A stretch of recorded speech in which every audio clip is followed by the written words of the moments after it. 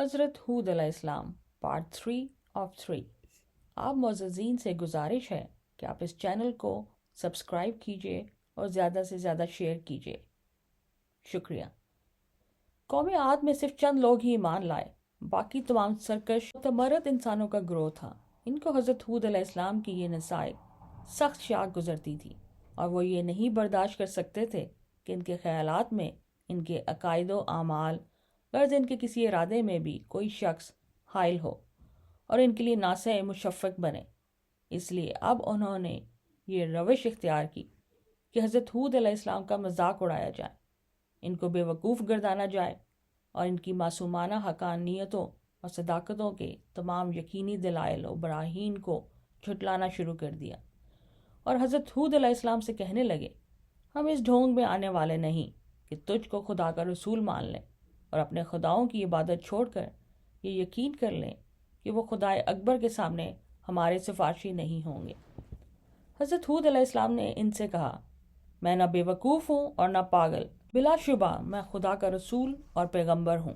اللہ تعالیٰ اپنے بندوں کی ہدایت کے لیے بے وقوفوں کو منتخب نہیں کیا کرتا کہ اس کا نقصان اس کے نفع سے بڑھ جائے اور ہدایت کی جگہ گمراہی آ جائے۔ وہ اس عظیم الشان خدمت کے لیے اپنے بندوں میں سے ایسے شخص کو چنتا ہے جو ہر طرح اس کا اہل ہو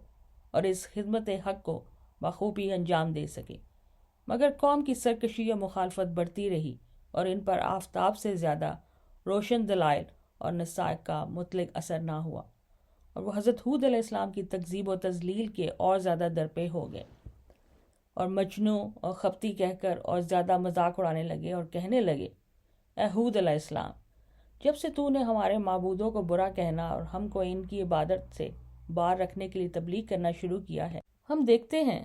کہ اس وقت سے تیرا حال خراب ہو گیا ہے اور ہمارے خداؤں کی بد دعا سے تو پاگل و مجنوں ہو گیا ہے، تو اب ہم اس کے علاوہ تجھ کو اور کیا سمجھیں۔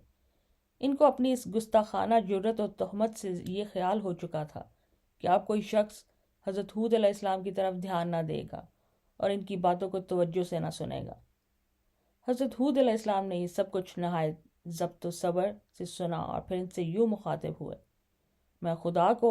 اور تم سب کو گواہ بنا کر سب سے پہلے یہ اعلان کرتا ہوں کہ میں اس اعتقاد سے قطعاً بری ہوں کہ ان بتوں میں یہ قدرت ہے کہ مجھ کو یا کسی قسم کی بھی کوئی برائی پہنچا سکتے ہیں، اور اگر ان میں ایسی قدرت ہے تو وہ مجھ کو نقصان پہنچانے میں جلدی سے اقدام کریں۔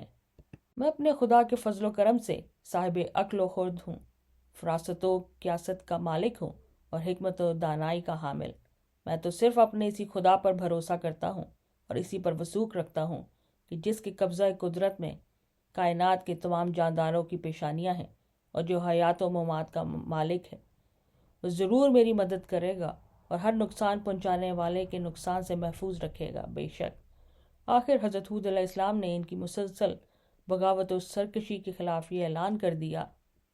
کہ اگر عاد کا رویہ یہی رہا اور حق سے آراز و روگردانی کی روش میں انہوں نے کوئی تبدیلی نہ کی اور میرے پند و نصائح کو گوش دل سے نہ سنا، تو میں اگرچہ اپنی مفروضہ خدمت کے لیے ہر وقت چست کمر و باہمت ہوں، مگر ان کی ہلاکت یقینی ہے۔ اللہ تعالیٰ ان قریب ان کو ہلاک کر دے گا اور ایک دوسری قوم کو زمین کا مالک بنا کر ان کی جگہ قائم کر دے گا، اور بلا شبہ وہ اللہ تعالیٰ کو ذرا برابر بھی نقصان نہیں پہنچا سکتے۔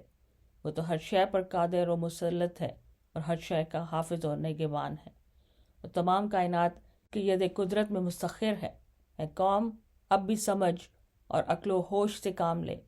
قوم نوح کے حالات سے عبرت حاصل کر اور خدا کے پیغام کے سامنے سر نیاز جھکا دے، ورنہ قضاء و قدر کا ہاتھ ظاہر ہو چکا ہے اور بہت قریب ہے کہ وہ زمانہ